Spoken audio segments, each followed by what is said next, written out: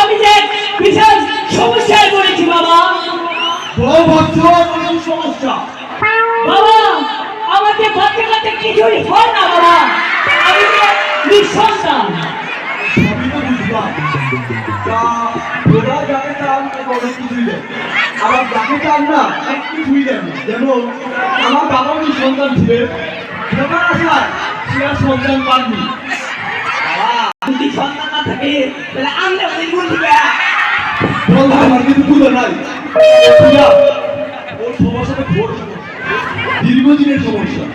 ওকে এই সমস্যা থেকে বাঁচাতে পারে বাবার দুই সন্তান উঠলো, বড় ধরে মাত্র 1069 টাকা। আর তা না হলে তুই চাইলে একটি তাবিজ দিতে পারিস, এর দাম পড়বে 65 টাকা।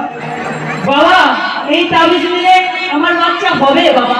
তুই নিশ্চিত থাক বলছো, তো অবশ্যই সন্তান হবে। আর তা যদি না হয় তোর সন্তানের দায়িত্ব আমার।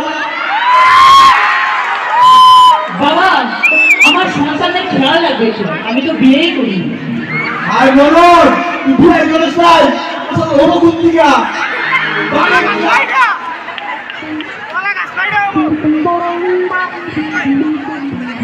এই বন্ধু, তুই নাকি চুরি করছস? ওরে ভাবিস তো, ওরে জানেন এমন প্রমাণ ছাড়া মিথ্যা অপবাদ দিলে মহাপাপ।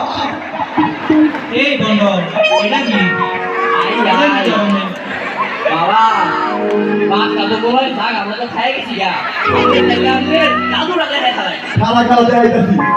ওরে ভক্ত, আমি তো দেখি তোর কপালে ঘোর সঙ্গে নৃত্য করছে। হ্যাঁ বাবা, কি বাবা? তোর নাকি 2 বছর ধরে কোনো বাচ্চা আছে? কিসের ব্যাগ বাবা? আমি তো কোনো ব্যাগই পাই নাই বাবা। কোনো সন্ধ্যা একটু দেখবেন বাবা।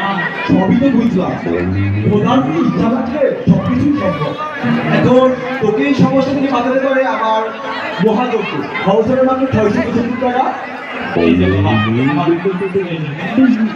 বাবা আমার প্রমোশনটা একটু দেখবেন বাবা। তা তুই যে মিথ্যাও পারবি, এখন তুই আসল তোটাকে ঘর ধরে দিবি। বাপ্পা নবীরা তো রানিয়া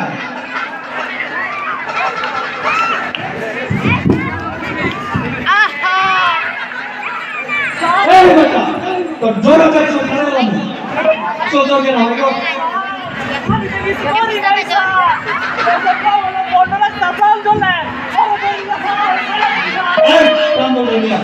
এইবারে বাজা বাজা আর দুটো বছর না হয় আমি ওরা তো কিনে আসি বাবা বাবা আপ বজলা হাতে রাখা